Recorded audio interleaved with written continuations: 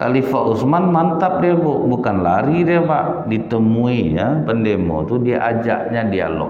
Ini. Kalau acara sekarang kan ada desak Anies, selepet Pak Muhaimin, gelar tikar Pak Ganjar, kemudian tabrak Mahfud. Nah, itu kan acara untuk dialog sama masyarakat, Pak. Yang 02 aja yang enggak ada pernah dialog sama masyarakat. Heran juga, saya enggak tahu juga kenapa. Yang lain ada, Pak. Cuman yang itu tuh yang enggak mau dia dialog sama masyarakat. Ini desak Utsman namanya, Pak. Ramai lo orang mengepung Utsman. Desak Utsman bin Affan. Ditanya Utsman, apa yang kalian ingin tuntut dari aku? Kau melakukan pembohongan publik, Khalifah. Kau padahal tidak ikut perang Badar, tapi kau tercatat sebagai ahli Badar. Kata Utsman, betul, aku tidak ikut perang Badar, tapi aku tercatat sebagai ahli Badar karena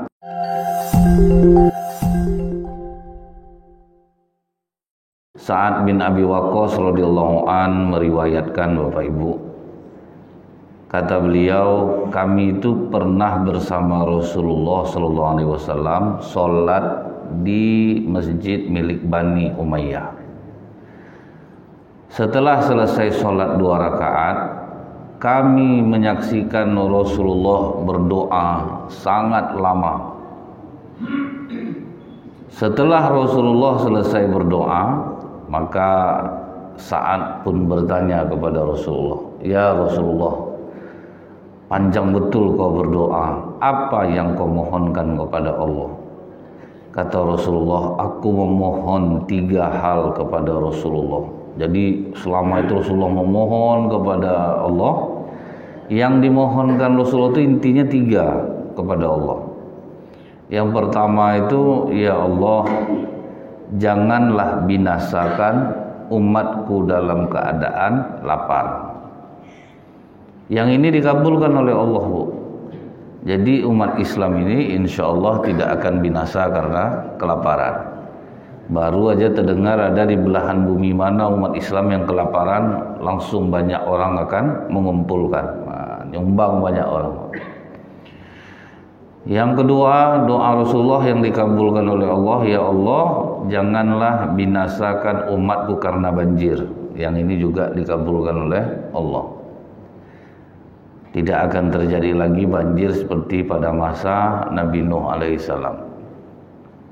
Dan begitu ada terdengar ada kebanjiran, cepat pula orang mengadakan bantuan pertolongan evakuasi ke sana.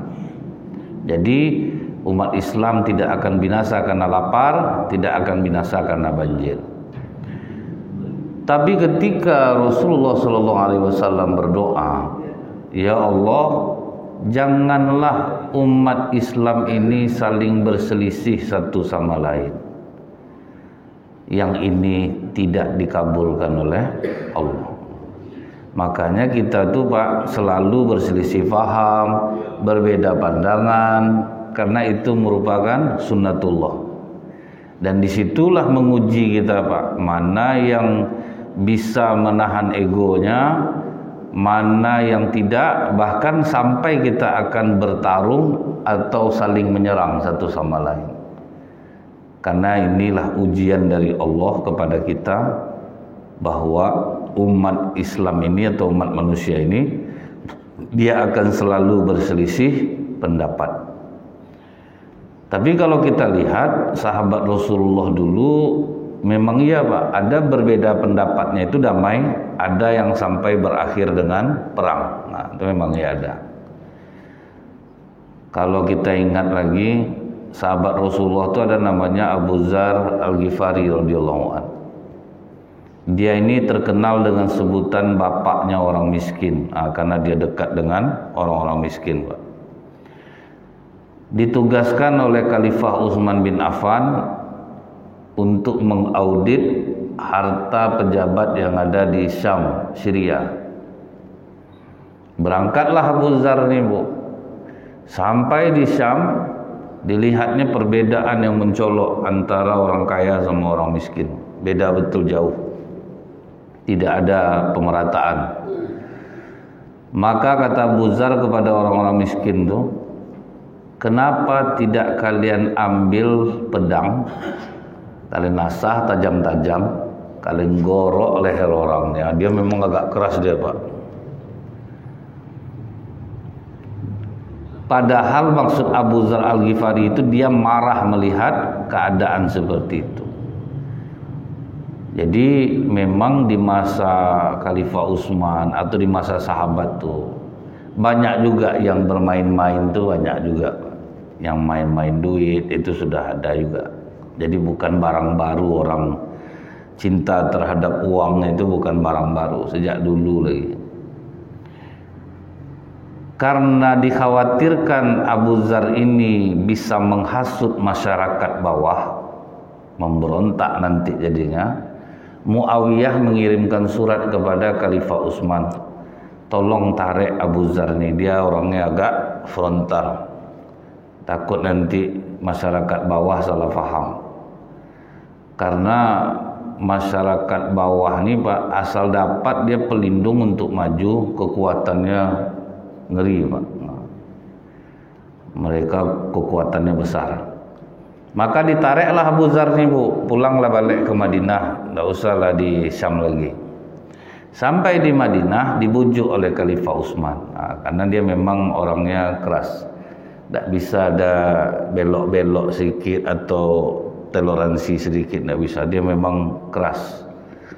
Bayangkan Abu Dzar nih, Pak, dia syahadat di depan orang kafir di Ka'bah, azab dia dikeroyok. Padahal Islam masih lemah waktu itu, Pak. Dikeroyok orang ramai-ramai, dah azab dia. Kata Rasulullah, kau dah aku larang, jangan kau di situ bersyahadat. Akhirnya kan kena keroyok, jadi luka-luka badan kau. Apa katanya ke Rasulullah? Kalau kau mengizinkan aku ulang balik. Nah itu, Pak, tidak peduli dia. Kalau kau izinkan Rasulullah aku ulang balik, tidak peduli dia. Yang membuat orang berhenti memukulnya, Abu Bakar Siddiq lah mengatakan, kalian tahu enggak siapa yang kalian pukul ini? Mereka bilang, memangnya siapa dia? Dia ini adalah orang dari Bani Ghifar, yaitu Bani perampok. Kalian dagangan kalian lewat dekat tempat dia, kalau kalian tidak berhenti mukulnya, digerakkannya orang kampungnya, selesai dagangan kalian. Ya, itulah berhenti orang mukul dia. Terus siapa katanya ke Rasulullah, izinkan aku pulang ke kampung gue Rasulullah, dan aku tidak akan kembali sebelum aku Islamkan orang kampung aku. Ditepatinya janjinya, Pak, seluruh perampok di Bani Ghifar itu, Pak, masuk Islam semua dibuat. Jadi memang dia orangnya keras. Jadi jangan heran, Bu, ada memang di antara kita ini yang keras. Karena kalau tidak adalah orang keras macam ibu-ibu lah, kalau tidak ada pula yang lantang, Pak, tidak selesai masalah kadang. Kadang kita berurusan lembut-lembut, Pak, habis kita kena olah, Pak. Udah ngamuk baru selesai masalah. Itu banyak betul terjadi itu, Pak. Dicobanya lembut-lembut berurusan, azab bolak-balik dibuatnya. Ada ngamuk sekali selesai masalah. Nah, itu kadang memang ada butuh orang keras. Setelah itu kata Khalifah Utsman, kau tetaplah berada di sini Abu Dzar bersamaku di Madinah. Tidak usah kemana-mana lagi, di sini aja kita. Apa kata Abu Dzar Al-Ghifari? Kalau macam ini sikapmu Khalifah, tidak cocok kita. Nah, jadi tidak cocok nih, Pak. Berbeda dia sama Khalifah Utsman. Aku lembut-lembut seperti ini, tidak pandai aku berurusan. Jadi aku minta maaf Khalifah, aku mundur dari pemerintahanmu. Tidak cocok, mundur dia, Pak. Jadi kalau misalnya kita itu rasanya tidak cocok pada suatu tempat di mana kita bekerja, jangan dijelek-jelekkan tempat kita kerja, Pak. Kalau tidak sanggup, mundur. Nah, tidak tahan, mundur. Kalau kita kan sekarang ini banyak, Bu, dijelek-jelekkannya tempat kerja, bosnya yang jahat lah, inilah kawan lah yang tidak bisa diajak kerja sama. Abu Dzar mundur dari pemerintahan Khalifah Utsman. Akan berarti ada sahabat nih yang beda pendapatnya. Nah, waktu Abu Dzar sendiri itu, Pak, datanglah pihak ketiga. Apa kata pihak ketiga? Hebat kau Abu Zar, kami setuju dengan apa yang kau lakukan. Memang Khalifah Utsman tu tak benar itu. Kaulah yang betul. Kami berada di pihakmu. Kalau kau mau, kita punya banyak orang. Biar kita kudeta Khalifah Utsman. Kita gulingkan Khalifah Utsman. Apa jawaban Abu Zar? Jangankan mengkudeta Khalifah Utsman. Apabila Khalifah Utsman menyuruhku gantung diri saat ini, akan ku gantung diriku. Wah, itu Pak mereka Pak. Berbeda ya, tapi tidak mau saling menjatuhkan tuh Pak. Tetap hormat dia kepada Khalifah Utsman. Tapi ini sahabat Rasulullah yang dijamin masuk surga ya Pak ya. Janganlah diartikan pada zaman sekarang kalau Khalifah Utsman itu dia tidak ada kehendak terhadap duniawi. Ini saya menceritakan bahwa kita itu pasti ada berbeda. Kalau sekarang kan orang banyak juga melawan kepada pemimpinnya karena tidak cocok apa segala macam itu Pak ya. Kalau sekarang mungkin boleh lah, tapi kalau pada masa Khalifah Utsman itu sahabat yang dijamin masuk surga itu Pak. Nah, terbukti bukan bahwa mereka berbeda pendapat tetapi saling menghormati, saling menghargai. Tidak bisa diasut-asut. Kalau di sini kita Bu, Bapak betul Pak, pokok kami berada di belakang Bapak. Kami bela Bapak. Ada maju Bapak ini sendirian dia jadinya Pak, yang lainnya lamatkan diri kadang. Jadi kita itu jangan sampai berbeda dengan orang yang kita hormati, kemudian akhirnya kita mengkhianati dia. Nah, itu yang tidak boleh itu Bu ya. Nah, kita melihat juga kalau sekarang ini Pak agak susah orang berbeda pendapat tuh. Payah untuk saling menghargai itu. Ini tingkat perceraian udah mulai tinggi nih Pak menjelang Pilpres nih. Ini ngeri loh Pak. Nggak bisa kita itu untuk legowo gitu Pak menerima perbedaan tuh Bu ya. Nggak usah lah untuk pemilihan yang besar-besar gini. Pemilihan RW aja nggak bersalam orang di masjid kadang Pak. Nah, itu tidak bisa kita itu berjiwa besar. Ada ingat saya dulu Bu, pengurus lama di masjid itu tidak mau mundur. Pengurus baru terbentuk Pak. Pengurus lama ngundang ustad, pengurus baru ngundang ustad. Udah berdua-dua lah kami situ Pak. Di masjid tuh. Siapa yang duluan megang mic, dialah yang manggil ustadnya. Kebetulan yang ngundang saya yang duluan megang mic Pak. Sebelum saya naik, saya bisikkan ke Ustadz tuh, Ustadz, amplop kita bagi dua. Biar aja lah orang ini macam ini. Ini memang sesuatu yang mesti terjadi. Sampai ke polisi-polisi dulu tuh Pak, tidak mau mundur. Ada lagi saya sedang ceramah tuh Bu ya, berkelahi ketua yayasan baru terbentuk, ketua yayasan lama tidak mau mundur. Pakai takbir-takbir dalam masjid itu Bu. Saya mau pulang rumah jauh Pak, belum ceramah lagi. Saya tahan-tahanlah duduk situ dulu Pak. Sampai situasi tenang. Rupanya belum bisa berjiwa besar lagi. Tapi saya salut satu Pak ya. Ada pengurus masjid di Pekanbaru nih. Dari mulai masjid itu jadi dia mencalonkan diri jadi ketua masjid dan pengurus, sampai sekarang tidak terpilih Pak. Tapi tetap juga sholat di masjid itu, tidak pernah ganggu Pak. Itu salut saya Pak. Tidak pernah terpilih tapi tetap sholat. Macam Pak Prabowo deh Bu, calon terus saja Pak. Tapi tidak pernah duduk. Namun tidak pernah dia kecewa. Biasa kan orang kalau tidak terpilih kan tidak mau dia sholat di masjid itu lagi Pak. Pindah masjid dia, tidak ada tanda datang lagi. Tapi ini tidak Pak, terus. Ini tuh jadi bahan pelajaran bagi saya tuh Pak. Hebat Bapak ini jiwanya, kuat dia Bu. Walaupun tidak pernah terpilih, tapi tetap sholat di sana dan tidak pernah mengganggu pengurus. Kalau tidak kan biasa jadi apa dia tuh Pak, oposisi itu, mengganggu ya kerjanya.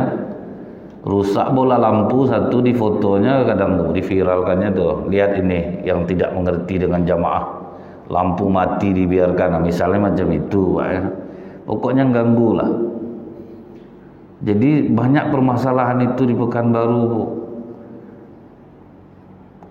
Sampai saya heran Pak, saya tanya kadang sama pengurus, ada saya ingat namanya Pak ini sering dulu jamaah sini, mana dia?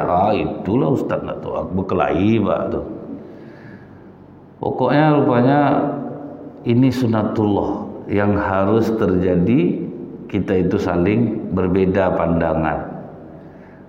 Kalau kita udah berani keluar dari rumah, beranilah kita berbeda, jangan terkecil hati. Benar menurut kita belum tentu benar menurut orang lain. Misalnya nih Bu, saya pas naik Honda, nampaklah sama saya ibu jalan di loketnya. Saya berbuat baik sama ibu, Bu naiklah Bu, biar saya bonceng ibu. Menurut ibu saya baik, menurut suami ibu saya pengkhianat.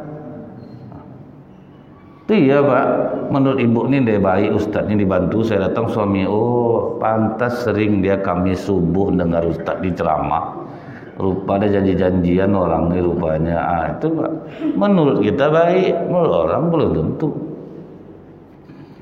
Nampak sepatu anak kawan robek, bermaksud baiklah kawan nih Pak, dibelikannya sepatu, menurut kawannya dia berbuat baik, menurut kawan dia ini penghinaan terhadap dia, macam tak sanggup aku beli sepatu untuk anak aku. Itu kan akan selalu ada dua pandangan yang berbeda.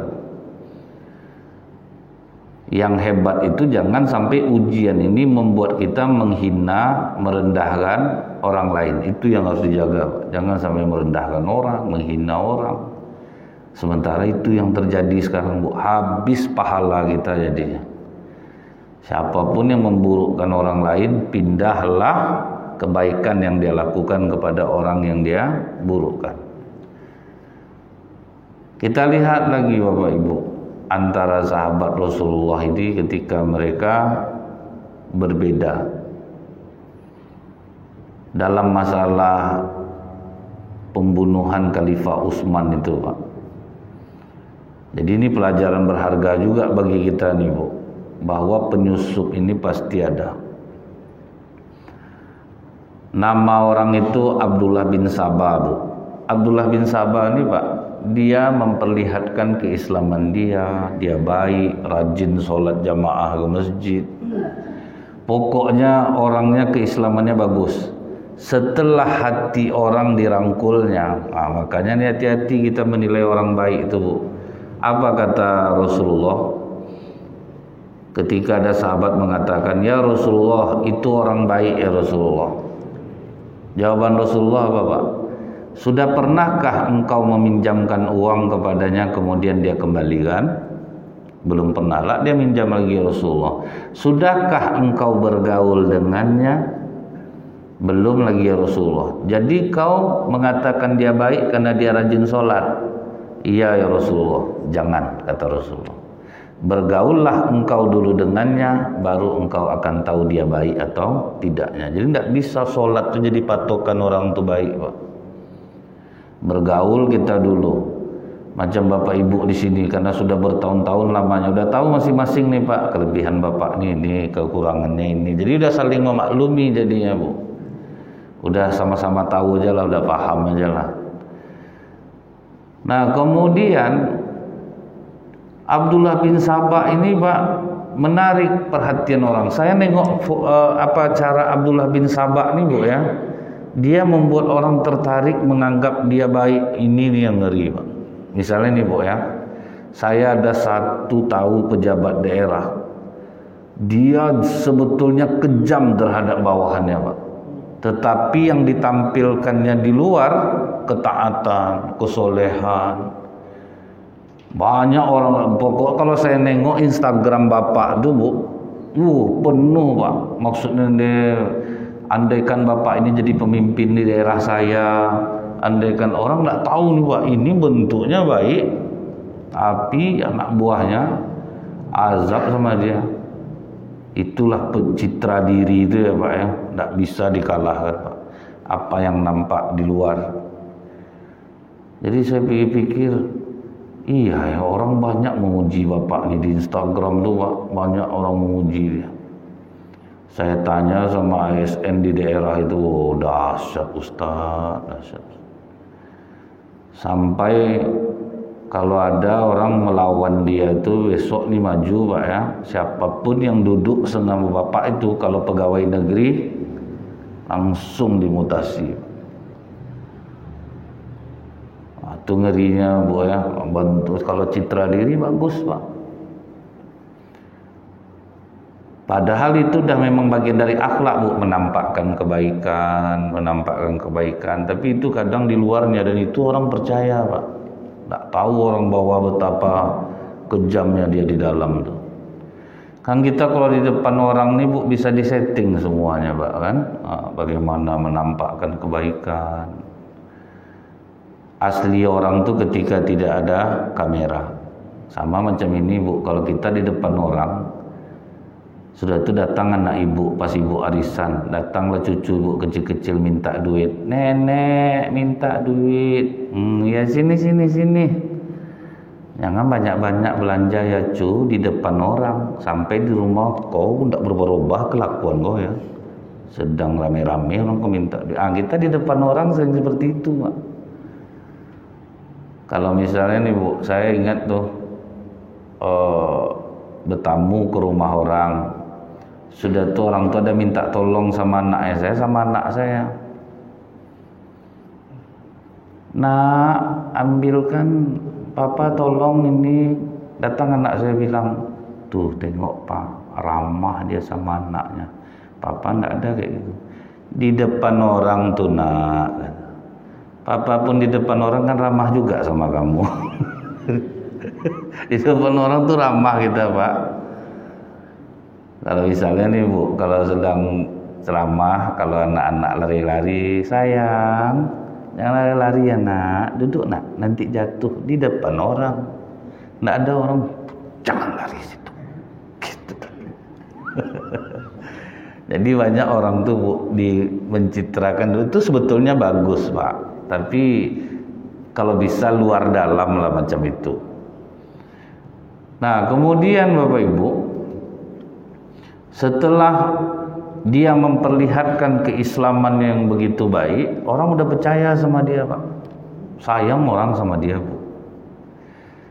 Mulailah dia nyebarkan berita hoax Pak. Ini Bu, berita hoax nih, ini ngeri nih Pak, fitnah nih. Makanya sekarang ada aplikasi fitnah.com. Jadi kita tahu ini fitnah atau nyata. Misalnya kemarin disebut kalau Pak Anies jadi presiden, BUMN ditutup dijadikan koperasi. Buka fitnah.com, ternyata fitnah. Jadi memang itu tuh lah Pak ya. Ada menjatuh-jatuhkan seperti itu. Jadi hati-hati kita menerima berita hoax, cek faktanya. Tanya-tanya sama orang. Kalau tidak mau mencek fakta itu sulitnya kita jadinya Pak. Nah setelah itu Bapak Ibu, apa katanya ke orang-orang di Madinah? Khalifah Utsman nih melakukan pembohongan publik. Dia tidak ikut perang Badar, tapi dia tercatat sebagai ahli Badar. Tidak ikut tapi masuk ke dalam ahli Badar. Ini pembohongan publik. Yang kedua, banyak sahabat-sahabat yang senior diberhentikannya, digantinya dengan anak-anak muda. Jadi di Madinah tidak temakan sama orang isu itu Pak, karena orang Madinah tahu keutamaan Utsman. Dicobanya pindah ke Mekah menyebarkan isu itu, gagal. Pergilah dia ke Irak, pergi dia ke Mesir, karena jauh dari Mekah dan Madinah. Disitulah terbakarlah semangat orang. Jadi Abdullah bin Sabah ini sudah dia menjual dagangannya berupa berita hoax itu, dia nunggu di Madinah lagi Pak. Pergilah pendemo ini masuk ke Madinah. Sampai di Madinah dikepunglah rumah Khalifah Utsman bin Affan tuh. Khalifah Utsman mantap dia Bu, bukan lari dia Pak, ditemui ya pendemo tuh, dia ajaknya dialog. Ini kalau acara sekarang kan ada desak Anies, selepet Pak Muhaimin, gelar tikar Pak Ganjar, kemudian tabrak Mahfud. Nah, itu kan acara untuk dialog sama masyarakat, Pak. Yang 02 aja yang tidak ada pernah dialog sama masyarakat. Heran juga, saya tidak tahu juga kenapa. Yang lain ada, Pak. Cuman yang itu tuh yang tidak mau dia dialog sama masyarakat. Ini Desak Usman namanya, Pak. Ramai lo orang mengepung Usman. Desak Usman bin Affan. Ditanya Usman, apa yang kalian ingin tuntut dari aku? Kau melakukan pembohongan publik, Khalifah. Kau padahal tidak ikut perang Badar, tapi kau tercatat sebagai ahli Badar.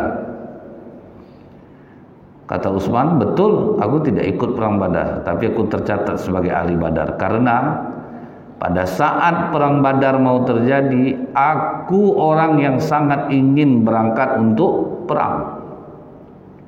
Tapi pada saat yang sama, istriku Ruqayyah, putri Rasulullah SAW, dalam keadaan sakit keras. Rasulullah memintaku, tinggallah di Madinah Utsman, urus istrimu, kau tetap tercatat sebagai ahli Badar. Jadi ada sebab, Pak, tidak berangkatnya.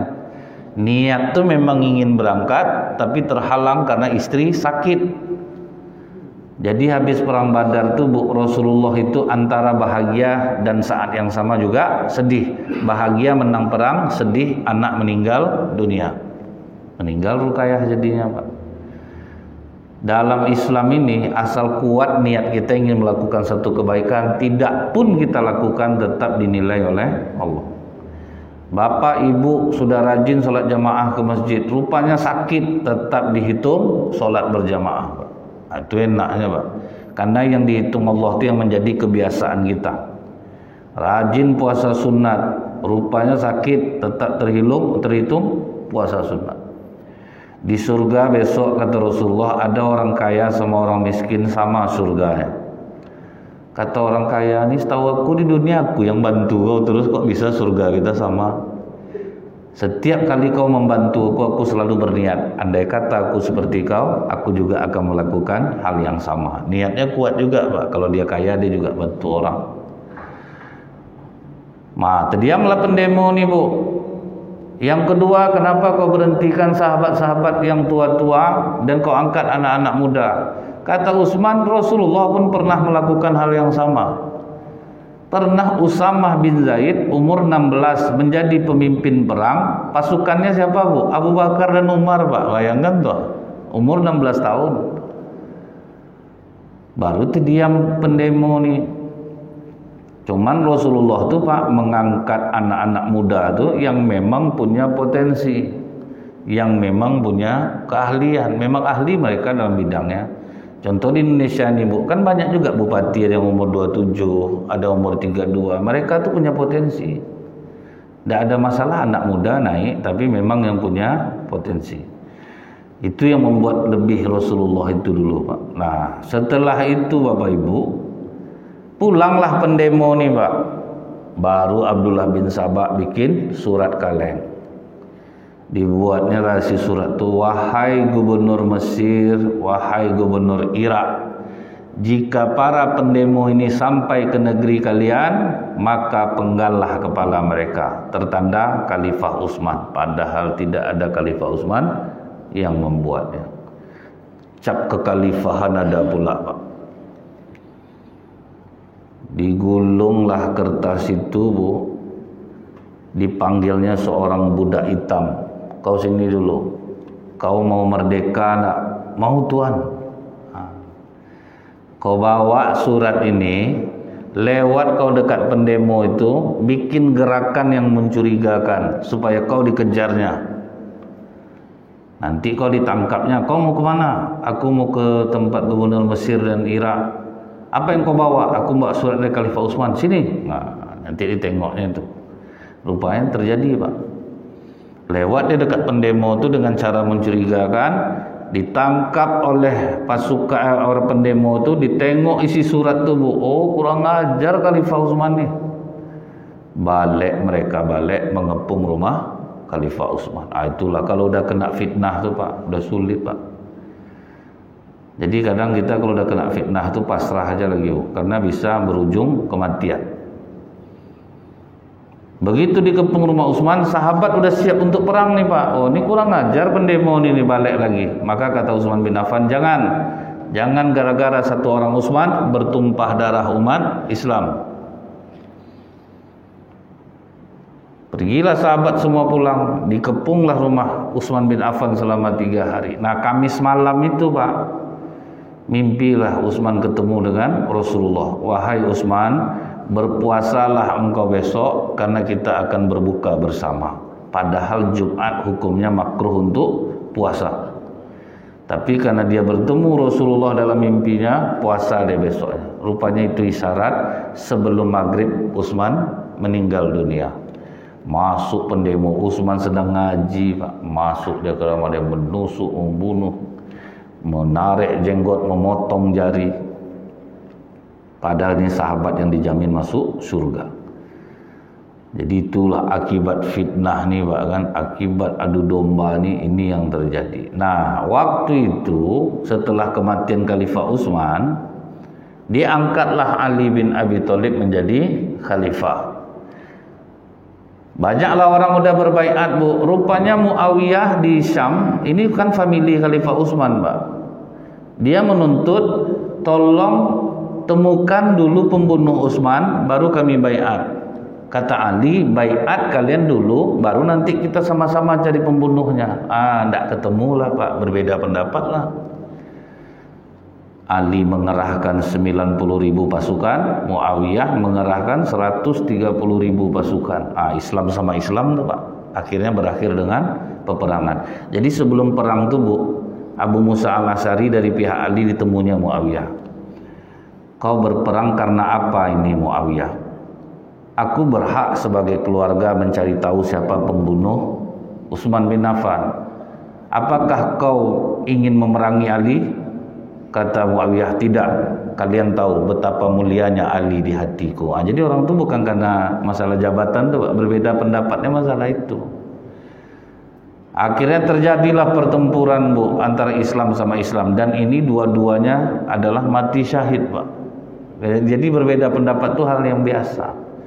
Sampai terbunuhlah sahabat Rasulullah yang digelari biji mata Rasulullah, yaitu Ammar bin Yasir. Baru berhenti perang Pak. Karena orang tahu Ammar bin Yasir ini biji mata Rasulullah, itu kata Rasulullah Pak. Udah kita berhenti perang, kita stop dulu, kita gencatan senjata, tapi belum damai. Nah pas damai ini yang membunuh Khalifah Utsman ketakutan, dia kan gabung sama Ali Pak. Disitulah mereka merencanakan pembunuhan terhadap Ali. Jadi memang ngeri Bu. Setaat apapun kita ibadah, sebaik apapun kita akan kena fitnah, kita akan dituduh, dan kita tidak bisa menjelaskan apa-apa kepada orang. Karena kalau udah kena fitnah itu Pak, susah untuk klarifikasinya Bu. Payah kita Pak. Orang langsung aja temakan isu itu Bu. Mudah orang untuk percaya. Dan inilah yang dialami oleh Rasulullah SAW. Bahkan ketika orang yang memfitnah dia sakit, Rasulullah lah orang yang menjenguknya Pak. Kalau kita ingat Abdullah bin Ubay bin Salul itu kan jahat tuh Pak. Begitu dia sakit Bu, Rasulullah lah yang menjenguk dia. Sampai kata Umar, jangan dijenguk dia Rasulullah, ini orang jahat nih Rasulullah. Aku ingin memintakan ampun kepada Allah untuknya Umar. Tidak akan diampuni oleh Allah. Ini orang jahat. Dalam surah At-Taubah 70 kali pun kau memohonkan ampun kepada Allah, untuknya Allah tidak akan mengampuninya. Kata Rasulullah, dalam ayat itu kan dibatasi cuma 70 kali Umar. Biarlah aku doakan dia 71 kali. Itulah kelembutan hati Rasulullah. Udah macam itu orang ke dia, tetap dia ingin mendoakan kebaikan. Tapi rupanya pendapat Umar lebih benar di sisi Allah daripada Rasulullah. Begitu sampai dikubur, sudah dimandikan, dikafani Abdullah bin Ubay bin Salul, disolatkan, kemudian didoakan oleh Rasulullah di kuburan. Turunlah surah At-Taubah ayat 84. Marah Allah, tidak boleh kau berdiri di kubur mereka, mendoakan mereka. rupanya pendapat Umar yang betul. Jadi berbeda pendapat itu sesuatu kemestian, tapi jangan sampai perbedaan itu membuat kita tidak lagi stabil mentalnya, Pak, sampai akhirnya berusaha menyerang dan menjatuhkan orang, padahal dia tidak harus sampai ke sana. Karena beberapa hari ini itu yang saya tengok, Pak, di media, akhirnya saling menjatuhkan satu sama lain. Pokoknya siapapun pilihan Bapak Ibu, yang penting kalau mencoblos itu dia kan ada 3 tuh, Bu. Coblosnya 1 aja. Kalau sempat 2 Ibu coblos, enggak sah kertas suaranya, Pak. Jadi itu aja yang Bu. Kadang masyarakat ini enggak tahu, Pak, dicoblosnya 2, Bu. Itu enggak sah jadinya. Jadi kalau coblos tuh usahakan 1 saja baru sah surat suaranya.